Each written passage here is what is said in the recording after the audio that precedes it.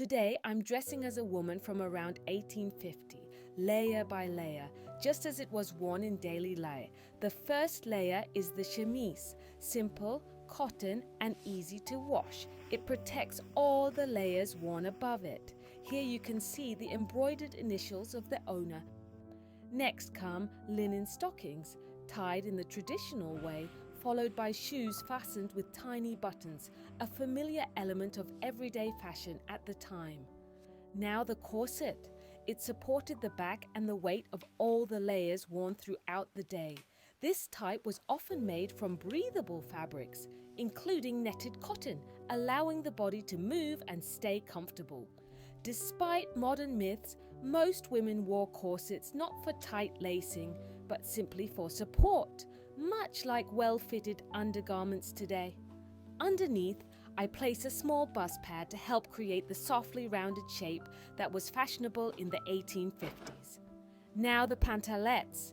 In the mid-19th century, they featured an open seam in the middle, surprising today, but very practical. Women didn't remove their corsets, crinolines, or petticoats during the day, so this opening made it possible to use the restroom with ease. They were simple cotton garments that added warmth and helped maintain hygiene. The crinoline replaced the heavy layers of petticoats worn earlier in the century. Its light structure created the fashionable wide silhouette without weighing the body down. A petticoat goes over it to soften the shape and help the skirt fall evenly. In the past, maids would assist with arranging every fold. Doing it alone, a little jump can set everything into place.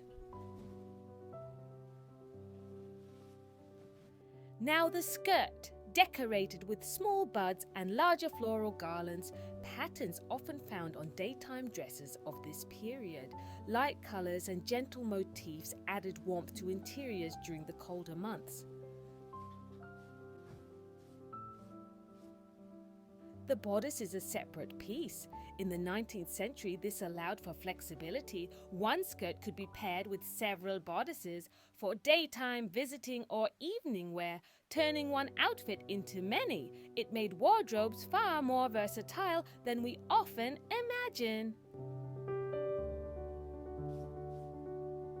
Finally, I add the detachable collar and cuffs, designed to be washed separately without damaging the dress. These pieces kept the outfit looking fresh and elegant.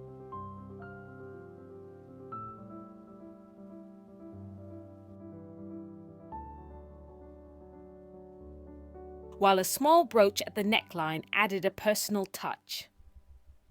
And here is the finished daytime dress from the mid-1850s. Fashion of this period focused on harmony and proportion, wide skirts, a narrow waist, and soft lines that created a gentle, balanced silhouette. This was the quiet, graceful elegance that shaped everyday life for women of the Victorian era.